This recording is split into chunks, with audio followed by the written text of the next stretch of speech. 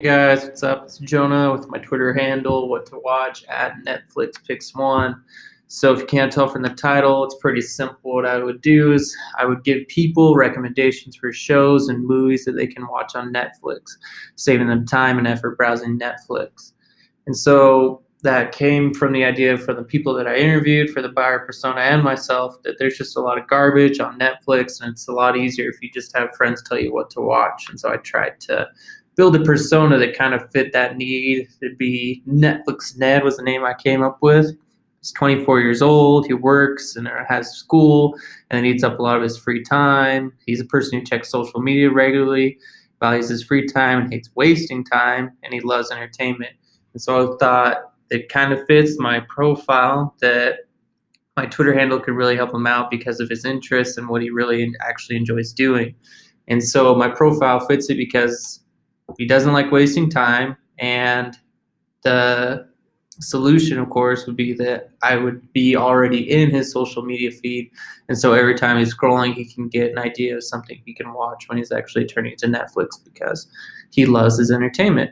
And then again, it just becomes more easily accessible than trying to find some article online or something like that because it's all just already in his social media feed.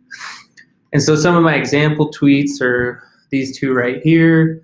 It's pretty simple. The OG Classic is on Netflix, and then I have a link to the IMDb review of Jurassic Park, and so he could, if he's never heard of Jurassic Park, not sure how that would be possible, but he could learn about Jurassic Park. Or another one where I used a trending hashtag and recommended a lesser-known movie and had included a trailer so they could decide if they want to watch that as well. So I tried to really play to the strengths of Netflix as well as just people who don't want to spend time looking through Netflix. And so the strategies that I applied were to appeal to both a broad and niche audience. I tried to give titles that everyone would be familiar with. I also tried to give ones that might not be so well known. I always tried to at least include every week some video content, relevant links like I showed to the reviews and other things like that so they could make the decisions a lot easier.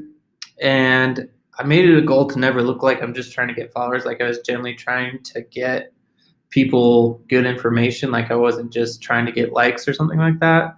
And then the final strategy that I tried was to follow a lot of people, and that kind of worked. I got a few followers from it, but I ended up just getting a lot of trash, or probably some not real people following me. And so that way that broke down was I had 31 tweets. I followed 432 people, and I ended up with 9 people following me.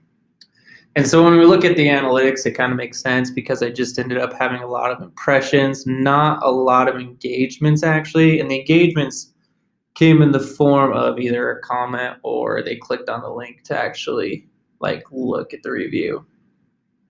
And so when you look at the bigger picture, I had 509 impressions over this 28-day period. It always spikes near the weekend. I think that's also because my tweets were always closer to the weekend. And I think more people just scroll on the weekend and looked around on Twitter during the weekend. So that's why my impressions are higher on the weekends.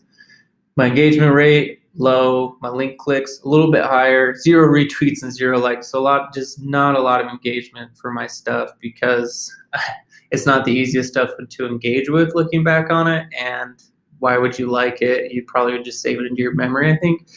Because I'm not sure what actually makes a person like something on Twitter anymore after doing this project.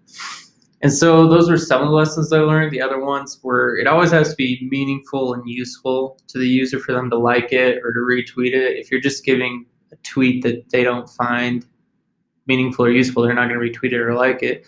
And so the opportunity for them to see it has to be there. And so you have to tweet frequently for them to see it. And doing both these things takes time. To make sure your tweets are meaningful and to do it frequently just takes a lot of time. And if you truly want to build a social media following, you'd have to put in a lot of time into crafting tweets and making sure like they're for your buyer persona or whoever it is you're tweeting at, making sure you're there for them and it's relevant content to them. And that pretty much sums it up. Give me a follow already if you haven't. Thanks, guys.